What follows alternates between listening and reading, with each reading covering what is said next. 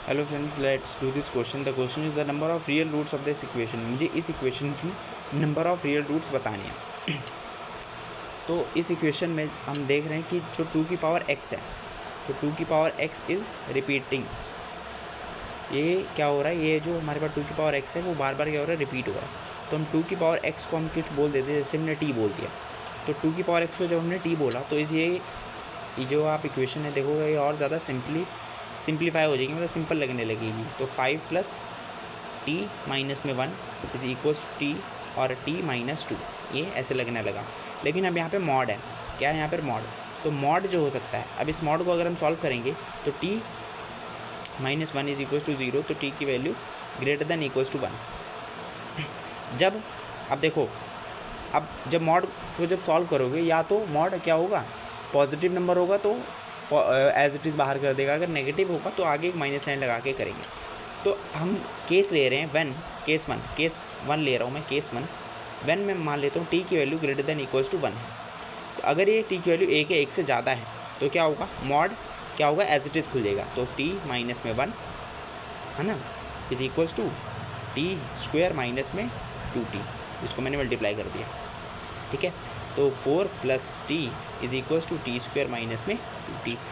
अब इस t को मैं उधर भेज दूंगा तो टी स्क्वायर माइनस में 2t और यहाँ पे एक और माइनस में 3t हो जाएगा और माइनस में 4 हो जाएगा, इज इक्वल्स टू 0, ठीक है। अब इसको सॉल्व कर दो। इसको सॉल्व कैसे करेंगे, तो टी स्क्वायर माइनस में 4t प्लस में t माइनस में 4 इज इक्वल्स टू 0। तो t कॉमन ले लेते हैं, t माइनस में 4 आ जाएगा, प्लस में 1 कॉमन ले लिया, t माइनस में 4 आ गया, इज इक्वल्स टू 0। तो t प्लस 1 और t माइनस में 4 इज इक्वल्स टू 0। अब एक बात बताओ, जो 2 की पावर x को हमने जो t माना है, ये तभी होगा व्हेन t जो होगा पॉजिटिव होगा, मतलब ये जो होना चाहिए 0 से बड़ा होना चाहिए। 0 से क्या होगा, ये चीज़ जो होगी हमारे पास, ये चीज़ 0 से बड़ी होनी चाहिए। अब 0 से बड़ी, अब यहाँ पे t की वैल्यू -1 आ रही है, यहाँ पे t की वैल्यू क्या आ रही है 4।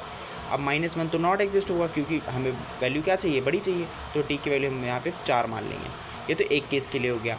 अब केस 2 में ले रहा हूँ। केस 2 कौन सा होगा, व्हेन t की वैल्यू लेस देन 1 होगी, 1 से छोटी होगी।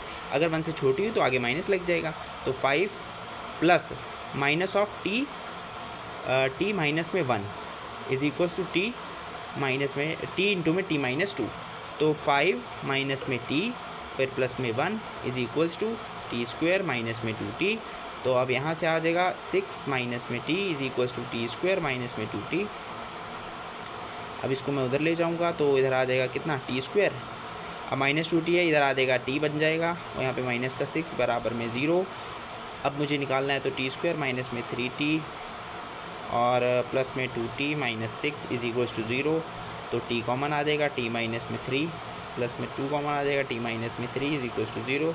t प्लस 2 और t माइनस में 3 इज इक्वल्स टू 0।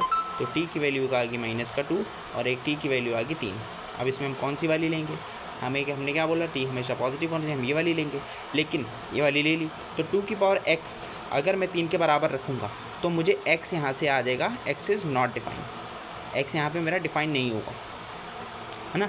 t की वैल्यू क्या है, 2 की पावर x, इसको मैंने 3 के बराबर रखूँगा क्योंकि ये तो मेरे पास वैलिड ही नहीं है। मैं 3 के बराबर रखूँगा तो इसको कंपैरिजन हो ही नहीं पाएगा इसका पावर, तो इस वजह से नॉट डिफाइन हो जाएगा। लेकिन अगर मैं 2 की पावर x को 4 के बराबर रखूँ, जैसे कि हमने यहाँ पे निकाला था, 4 के बराबर रख देंगे तो हम इसको ऐसे लिख सकते हैं, 2 की पावर x इज इक्वल्स 2 की पावर 2।